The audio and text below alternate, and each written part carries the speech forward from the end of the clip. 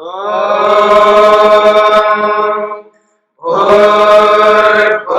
स्वः तत्सवितुर्वरेण्यं भर्गो देवस्य धीमहि धियो यो नः प्रचोदयात्।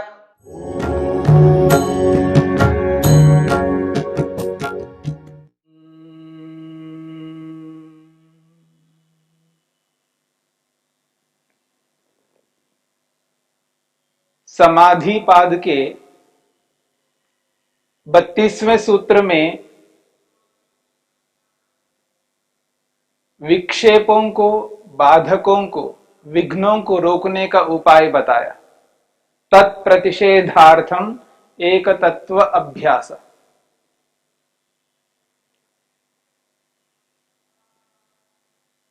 अब महर्षि पतंजलि ने 33वां सूत्र प्रारंभ करते हुए मन को एकाग्र करने के उपायों को प्रारंभ किया है। मन को एकाग्र किस प्रकार से किया जाता है? मन को एकाग्र किए बिना समाधि नहीं लग सकती। समाधि के बिना आत्मा और परमात्मा का दर्शन नहीं हो सकता। आत्मदर्शन, प्रभु दर्शन के लिए समाधि की आवश्यकता है। बिना समाधि के साक्षात्कार नहीं हो सकता, दर्शन नहीं हो सकता। और समाधि बिना एकाग्रता के प्राप्त नहीं हो सकती। समाधि लगानी है, एकाग्रता की आवश्यकता है। मन की एकाग्रता के बिना समाधि की प्राप्ति नहीं होती। और ये जो मन की एकाग्रता है, मन की एकाग्रता तब बनती है जब मनुष्य प्रसन्न रहता है, उसके मन में प्रसन्नता होती है, उसका मन शांत रहता है, अपने निज स्वरूप में रहता है। प्रारंभ में हमने विचार किया है, योग के सूत्रों को अपने समक्ष रखते हुए हमने मन के स्वभाव को समझने का प्रयास किया। मन का अपना निज स्वभाव क्या है? अर्थात लोक में मन को चंचल माना जाता है। मन के स्वभाव को चंचलता के रूप में लोक में स्वीकार किया जाता है।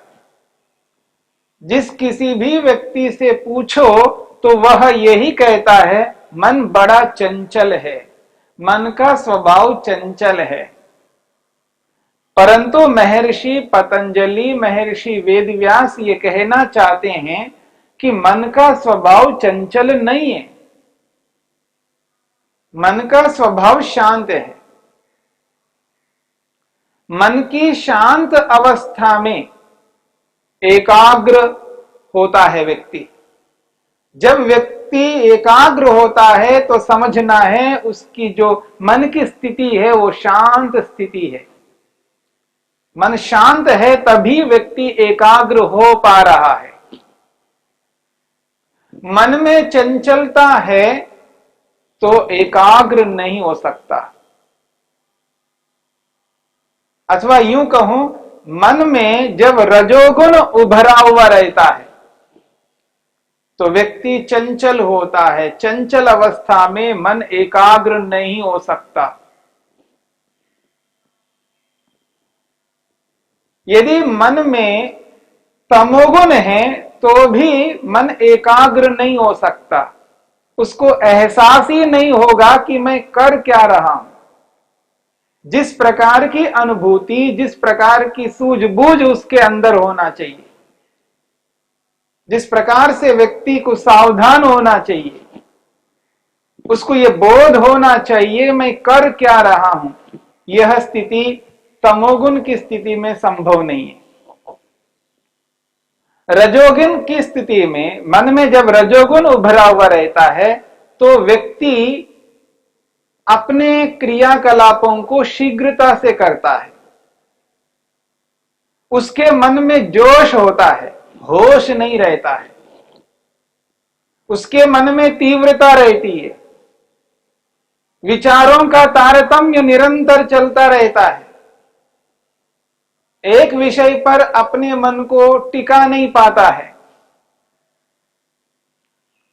लेकिन जब सत्वगुण आ जाता है मन में, सत्वगुण उभरा हुआ रहता है, तो मन शांत रहने लगता है। और वही मन का स्वभाव है कि शांत रहना। हमने इस विषय में बहुत सारी बातें की है और उस विषय को स्मरण करना है कि मन का जो स्वभाव है उसको जान करके, समझ करके हमें यदि योगाभ्यास की ओर अग्रसर होना है तो निश्चित रूप से एक ऐसा दिन आएगा, एक ऐसा समय आएगा जिस समय हम ये कह सकते हैं, हां मेरा मन एकाग्र होता है, मेरा मन एकाग्र होता है, मैं अपनी इच्छा से मन को एकाग्र करता हूं, मैं अपनी इच्छा से मन को किसी भी वस्तु में लगा सकता हूं और वहीं पर एकाग्र हो सकता हूं। ये जो स्थिति है, इस स्थिति को बनाए रखने के लिए व्यक्ति को क्या करना होता है, यानी एकाग्र बनाए रखने के लिए व्यक्ति को क्या क्या उपायों को अपनाना होगा,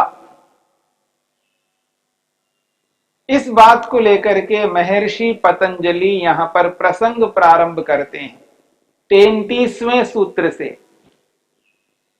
समाधि पाद के 33वें सूत्र से उन उपायों को प्रारंभ कर रहे हैं जिन उपायों को अपनाने पर मन एकाग्र होता है, मन शांत रहता है, मन प्रसन्न रहता है। शांत मन, प्रसन्न मन एकाग्र हो सकता है। एकाग्रता के लिए मन को प्रसन्न रखना अत्यंत आवश्यक है। इन सभी बातों को ध्यान में रखते हुए महर्षि पतंजलि प्रसंग प्रारंभ कर रहे हैं मन को एकाग्र करने के उपायों को लेकर के।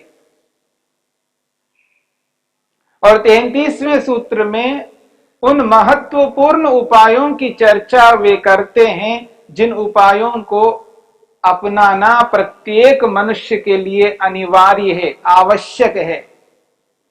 और विशेषकर जो योगाभ्यास करना चाहता है, योग में गति प्राप्त करना चाहता है, योग में रह करके अपने लक्ष्य तक पहुंचना चाहता है, अपने जीवन को योगमय बनाता है, अपने जीवन को योगमय बना करके जब व्यक्ति उस लक्ष्य को देखता है, समाधि रूपी लक्ष्य को देखता है, साक्षात्कार रूपी लक्ष्य को सामने रखता है, तब उसको प्रतीति होती है मुझे ऐसा ही करना है, इसी स्थिति में रहना है, ऐसा ही व्यवहार करना है। तब जाकर के लक्ष्य को पूर्ण किया जा सकता है। इन बातों को समझने के लिए महर्षि पतंजलि के इन सूत्रों को समझना होगा जो 33वें सूत्र से प्रारंभ करके आगे बहुत सारे सूत्रों में स्पष्ट किया जाएगा। और सूत्र है मैत्री करुणा मुदितोपेक्षाणाम, मैत्री करुणा मुदितोपेक्षाणाम सुख दुख पुण्य विषयाणाम भावनातश्चित्त प्रसादनम। मैत्री करुणा मुदितोपेक्षाणाम सुख दुख पुण्य विषयाणाम भावनातश्चित्त प्रसादनम। महत्वपूर्ण सूत्र है। जो व्यक्ति इस सूत्र पर इस सूत्र के विषयों पर ध्यान रख करके इनको अपने जीवन का विषय बनाकर सूत्र में बताए हुए इन विषयों को अपने जीवन में धारण करके व्यक्ति दिन भर प्रसन्न रह सकता है, जीवन भर प्रसन्न रह करके अपने लक्ष्य तक पहुंच सकता है। और यह सूत्र महत्वपूर्ण सूत्र है। जीवन में, व्यवहार काल में जब व्यक्ति अपने आप को प्रसन्न रखना चाहता है, ऐसे व्यक्ति के लिए यह सूत्र विशेष उपाय है। यह सूत्र उसके लिए एक ऐसा उपाय है जिस उपाय को अपना करके व्यक्ति दिन भर प्रसन्न रह सकता है, जीवन भर प्रसन्न रह सकता है और अपने लक्ष्य को आसानी से, सरलता से प्राप्त कर सकता है। मैत्री करुणा मुदितोपेक्षाणाम सुख दुख पुण्य विषयाणाम भावनातश्चित्त प्रसादनम। मैत्री करुणा मुदित उपेक्षाणाम। मैत्री करुणा मुदित उपेक्षाणाम, यहां पर चार बातें कही है। एक मैत्री, करुणा, मुदित और उपेक्षा। आगे कहा है सुख दुख पुण्य अपुण्य विषयाणाम। एक और चार हैं, एक और चार है। सुख एक, दुख दो, पुण्य तीन और अपुण्य चार। एक और, यानी मान लीजिएगा बाएं ओर चार है, दाएं ओर चार है। मैत्री करुणा मुदिता उपेक्षा, सुख दुख पुण्य अपुण्य। तो मैत्री के साथ में सुख को जोड़ना है, करुणा के साथ में दुख को जोड़ना है, मुदिता के साथ में पुण्य को जोड़ना है और उपेक्षा के साथ में यहां अपुण्य को जोड़ना है। मैत्री करुणा मुदिता उपेक्षा, सुख दुख पुण्य अपुण्य। मैत्री, मैत्री का अर्थ होता है मित्रता। मित्रता करनी है, मित्र बनाना है। मित्रता व्यक्ति को प्रसन्न कर सकती है। मित्रता मनुष्य को प्रसन्न कर सकती है। मैत्री। दूसरी बात कही है करुणा। ये जो करुणा है, करुणा मनुष्य को प्रसन्न कर सकती है। जीवन में करुणा है तो व्यक्ति प्रसन्न हो सकता है। मुदित, यदि मुदित, मुदित का अर्थ यहां पर है प्रसन्नता।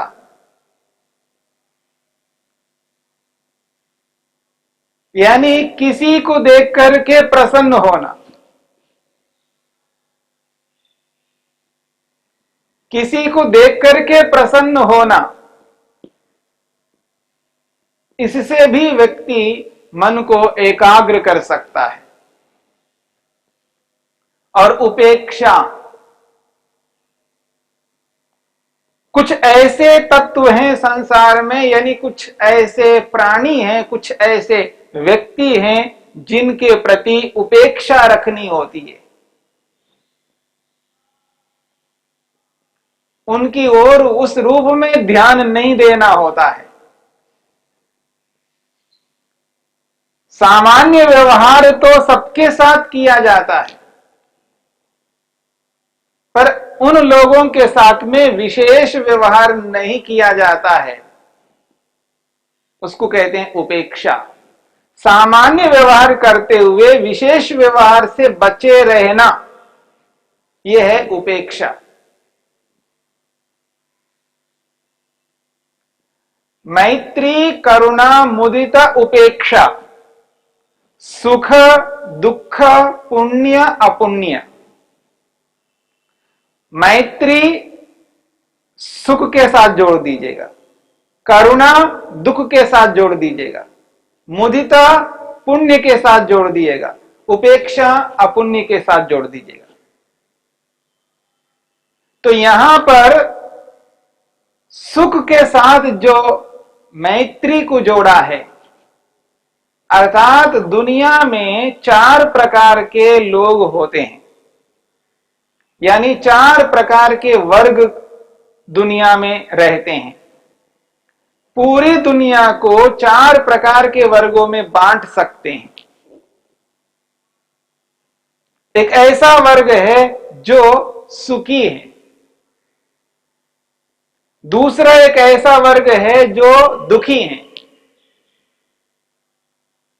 तीसरा एक ऐसा वर्ग है जो पुण्य आत्मा है, जिनको पुण्य आत्मा कहते हैं, पुण्य करने वाले, और चौथा एक ऐसा वर्ग है जिसको अपुण्य यानी पाप आत्मा कहते हैं। तो दुनिया के समस्त मनुष्यों को हम 4 वर्गों में बांट सकते हैं, सुखी, दुखी, पुण्यात्मा और पापात्मा। ये 4 प्रकार के लोग हैं। दुनिया में जितने भी मनुष्य हैं, उन समस्त मनुष्यों को इन 4 वर्गों में विभक्त किया है। दुनिया में कोई ऐसा व्यक्ति नहीं है जो इन 4 वर्गों में नहीं आ सकता हो। तो यहां पर इस बात को समझना है कि जब हमें व्यवहार करना है तो किस प्रकार से व्यवहार किसके साथ कैसे करना है। जब इस बात को व्यक्ति अच्छी तरह समझ लेता है, जान लेता है, किसके साथ कैसे व्यवहार करना, किसी भी व्यक्ति के साथ किस प्रकार व्यवहार करना, उसके साथ किस प्रकार की डील करनी है, यह बोध व्यक्ति को होता है, तो व्यक्ति कभी असफल नहीं हो सकता, क्योंकि सफलता के पीछे उसका व्यवहार है। इस व्यवहार को समझना है, और इस सूत्र में इसी व्यवहार को ध्यान में रखते हुए प्रस्तुत किया गया है, और जिससे मन प्रसन्न होकर एकाग्र हो सके।